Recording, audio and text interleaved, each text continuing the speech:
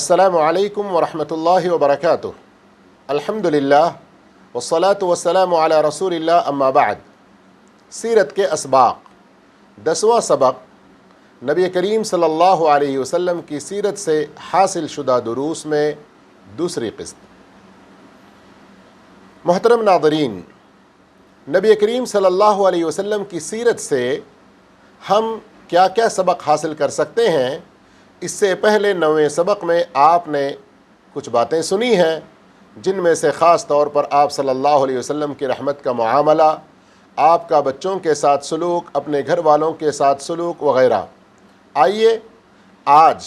نبی کریم صلی اللہ علیہ وسلم کی سیرت طیبہ سے ہم جو کچھ نصیحتیں، اسباق اور دروس حاصل کر سکتے ہیں، ان میں ایک سب سے بڑی، نمایاں اور واضح چیز یا آپ کا خلق عظیم وہ ہے صبر۔ جی ہاں،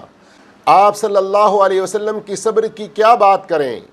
آپ صلی اللہ علیہ وسلم اپنی ابتدائے وحی اقرأ سے لے کر اپنی زندگی کے آخری سانس تک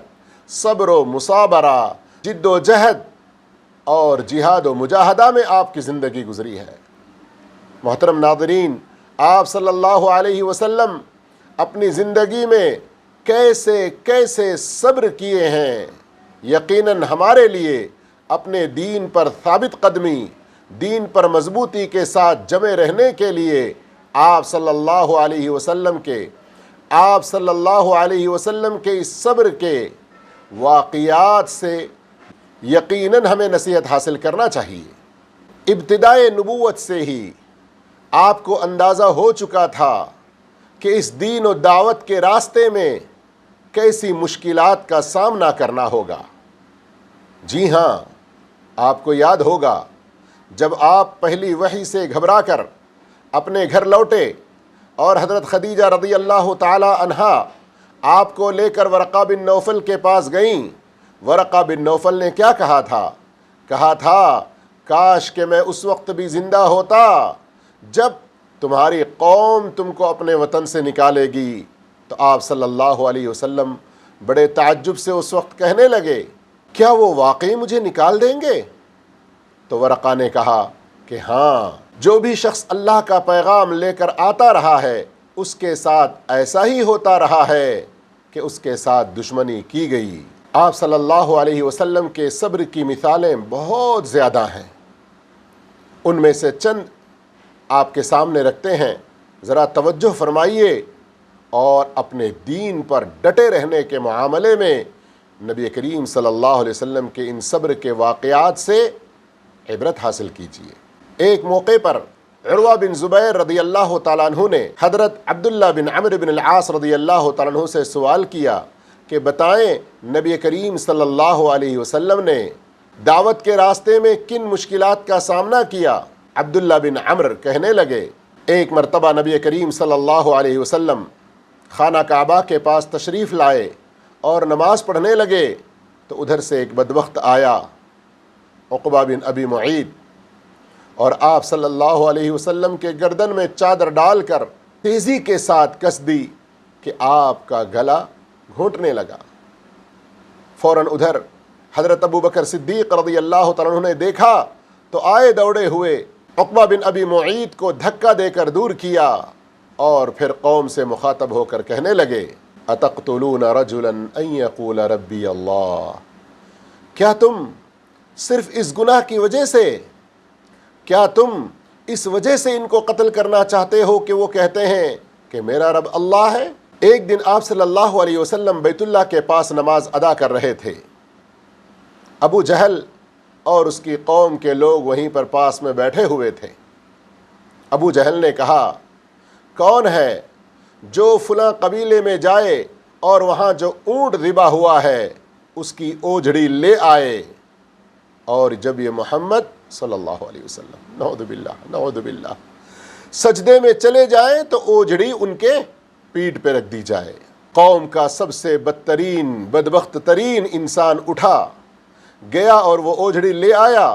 اور انتظار کرنے لگا۔ جب آپ صلی اللہ علیہ وسلم سجدے میں گئے تو وہ اوجھڑی آپ کے کاندھوں پر ڈال دیا۔ جس کی وجہ سے آپ اٹھ نہیں پا رہے تھے۔ فاطمہ رضی اللہ تعالیٰ عنہا نے یہ منظر جب دیکھا تو آئیں اور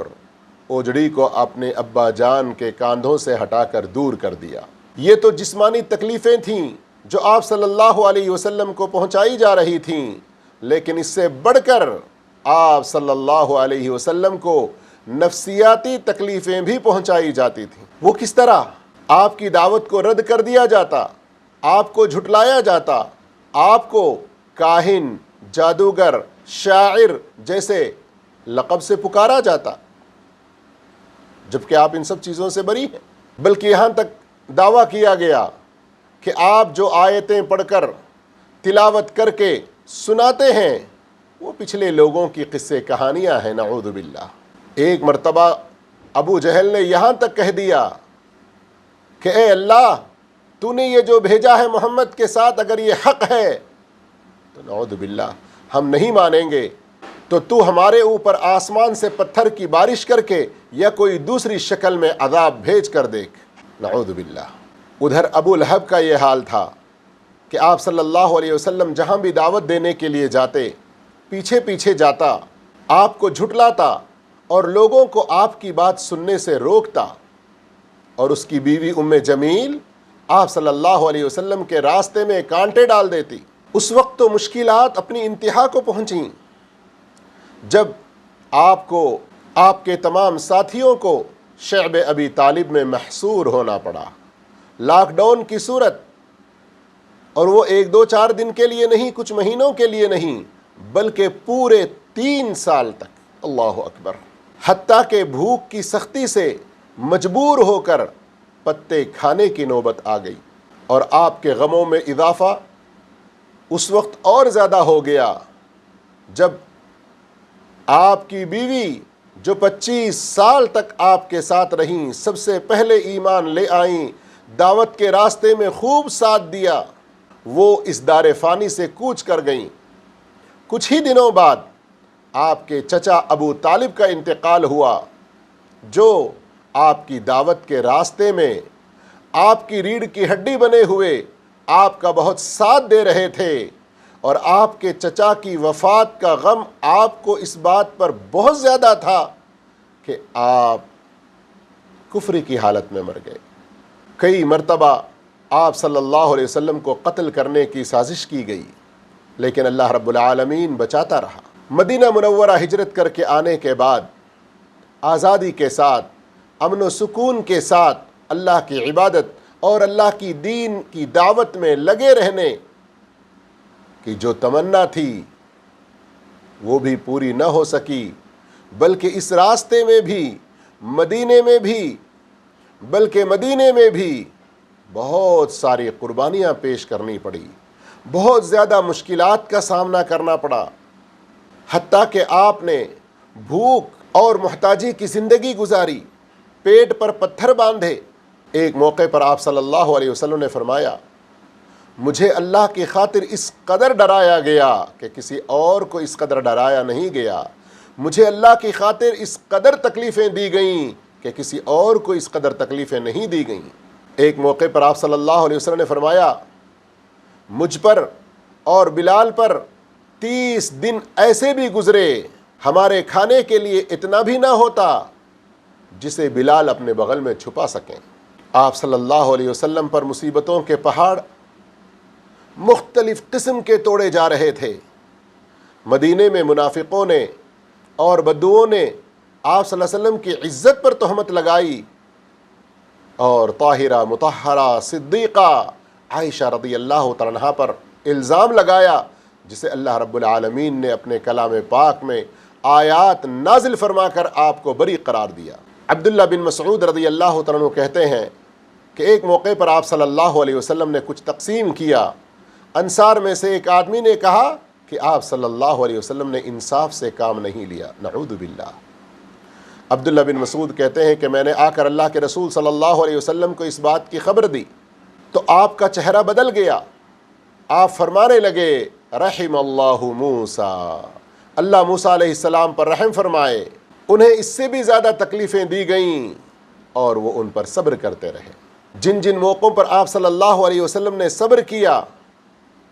ان میں آپ نرینہ اولاد کے انتقال کے موقع پر، پھر آپ کی زندگی ہی میں آپ کی 4 بیٹیوں میں سے 3 بیٹیوں کی وفات پر، غور کیجئے،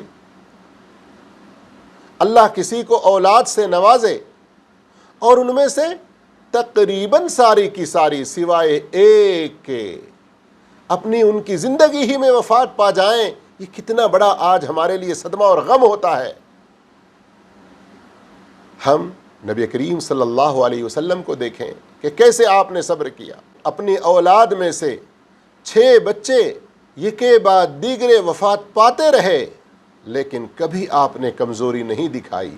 گھبراہٹ سے کام نہیں لیا، صبر جمیل کیا۔ جس وقت آپ صلی اللہ علیہ وسلم کے فرزند ارجمن حضرت ابراہیم کا انتقال ہوا، اس موقع پر کی بات ہے کہ آپ صلی اللہ علیہ وسلم نے فرمایا تھا، ان العین تدمع والقلب یحزن، ہماری آنکھ آنسو بہاتی ہے، دل غم کرتا ہے، لیکن اپنی زبان سے ہم وہی بات کہتے ہیں جس سے اللہ راضی ہو جائے۔ ان سب مصیبتوں کے باوجود آپ صلی اللہ علیہ وسلم جم کر اللہ کی عبادت بھی کرتے رہتے تھے۔ آپ صلی اللہ علیہ وسلم اتنی لمبی دیر تک راتوں میں قیام فرماتے، تہجد گزاری کرتے کہ آپ کے پیروں میں ورم آ جاتا، سوجن آ جاتا۔ ایک موقع پر عائشہ صدیقہ رضی اللہ تعالی عنہا نے فرمایا، اے اللہ کے نبی صلی اللہ علیہ وسلم، اللہ نے تو آپ کے اگلے پچھلے سارے گناہ معاف کر دیے ہیں، پھر بھی آپ اتنی تکلیف کیوں اٹھاتے ہیں؟ اللہ اکبر، کیا پیارا جواب دیا آپ صلی اللہ علیہ وسلم نے، فرمایا افلا احب ان اکون عبدا شکورا، اللہ نے اتنی نعمتوں سے مجھے نوازا، اتنے بڑے انعام و اکرام سے نوازا، تو کیا میں اس کا شکر گزار بندہ بننا پسند نہ کروں؟ اس طرح میرے محترم ناظرین، نبی کریم صلی اللہ علیہ وسلم کی مکمل زندگی عبادت میں، بندوں کے ساتھ حسن سلوک میں اور اللہ کے دین کو پہنچانے میں، دعوت و تبلیغ کے راستے میں آنے والی مصیبتوں پر صبر کرنے میں گزرتی رہی، لیکن کبھی آپ پیچھے نہ ہٹے، کبھی کمزور نہیں ہوئے، گھبراہٹ کے شکار نہیں ہوئے، بہت اچھے اور عمدہ طریقے سے صبر کرتے ہوئے سارے کاموں کو انجام دیتے رہے۔ اپنی زندگی میں بھی ہمیں یہ سبق لینا ہے۔ اللہ تعالی ہم تمام کو نیک توفیق عطا فرمائے، ہر طرح کی آزمائشوں سے بچا کے رکھے۔ میرے محترم ساتھیوں، اس کے بعد اگلا 11واں سبق سننا نہ بھولیں۔ جزاکم اللہ خیرا، والسلام علیکم ورحمۃ اللہ وبرکاتہ۔